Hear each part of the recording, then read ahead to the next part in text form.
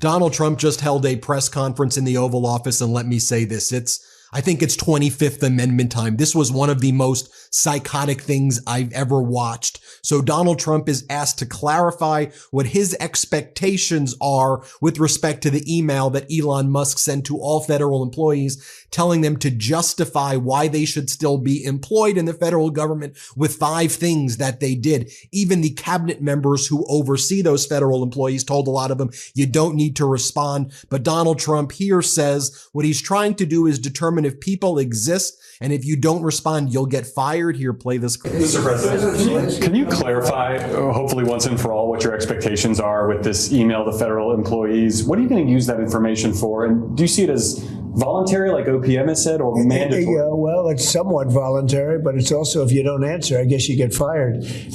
What it really what it is do people exist?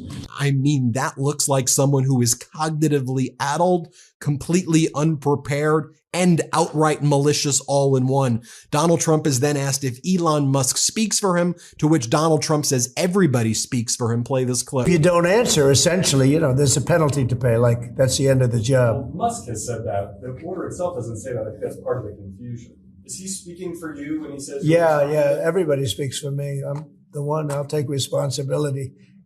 You know the old statement, the buck stops here, right?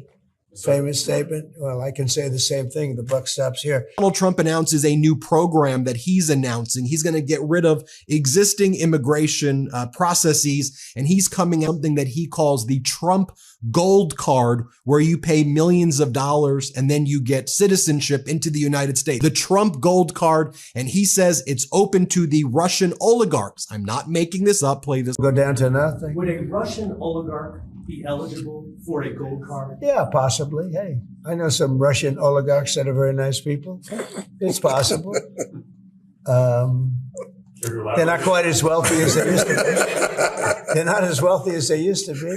I think they can afford $5 million. Here he is talking about his Trump Gold Card scheme one more time. Let's play. Else, it's going to be very, very good. We're going to be selling a gold card. You have a green card. This is a gold card. We're going to be putting a price on that card of about $5 million, and that's going to give you green card privileges plus. It's going to be a route to citizenship, and wealthy people will be coming into our country by buying this card. They'll be wealthy, and they'll be successful, and they'll be spending a lot of money and paying a lot of taxes and employing a lot of people. And we think it's going to be extremely successful. Never been done before or anything like this, but it's something that we're going to be putting out over the next, would you say 2 weeks, Howard? Do you want to say a couple of words about it? And then after that, he starts selling MAGA hats from the Oval Office.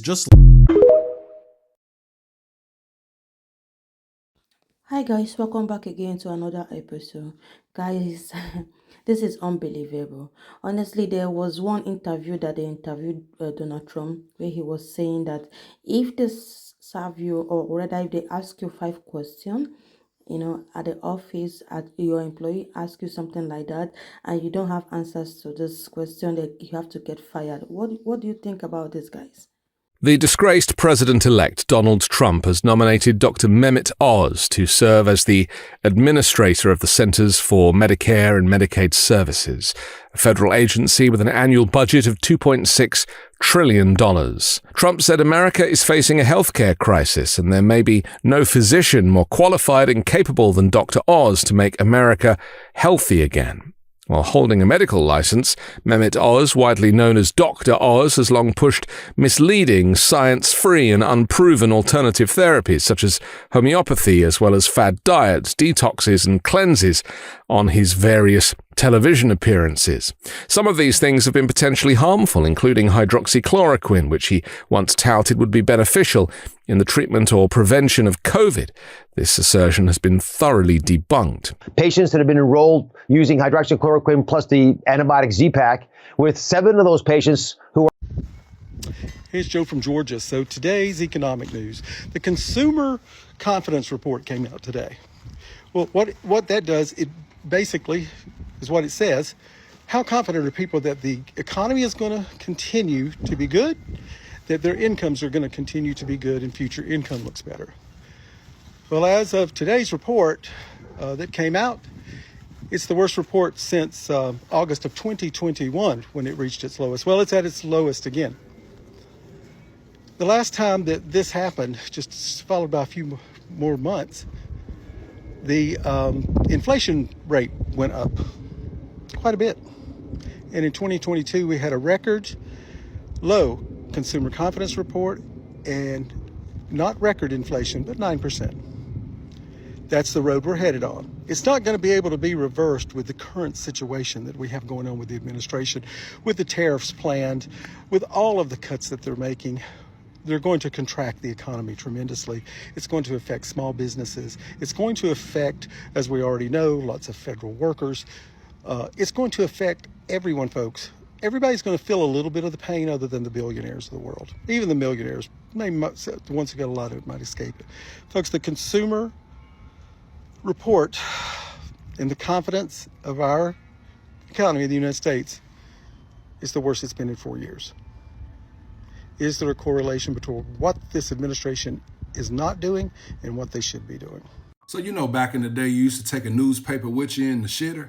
I decided to take my phone. And all I keep saying is go to Target's official page and you'll be surprised. So I said, screw it, let me go check it out. So I got on over there to that Target's official page and I started looking at some of those videos. But when I tell you, when I went into the comments section, I couldn't believe it. The way that Target must feel right now. Some of them comments over there so damn funny, I almost dropped my phone twice. The way that the nation is ripping them limb from limb in those comments, oh my God. I almost feel bad for who gotta check those comments. If they knew any better, they would have had their privacy settings turned on to approve all comments. When I say it's a Costco fiesta over there, whoever making these videos for Target, ooh-wee, I know they mad as hell. All they hard work and effort to make a perfect video just for it to be tainted by comments. Yeah, they still getting views though, but their comment section ain't looking too hot. I live literally 2 minutes from a Target, but I still will go to Costco.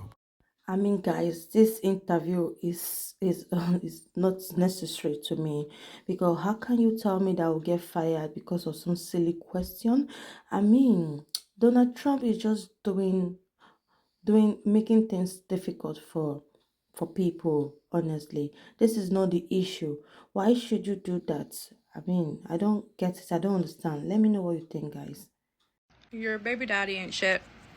He's probably not shit anyways, but he really ain't shit if he supports a rapist.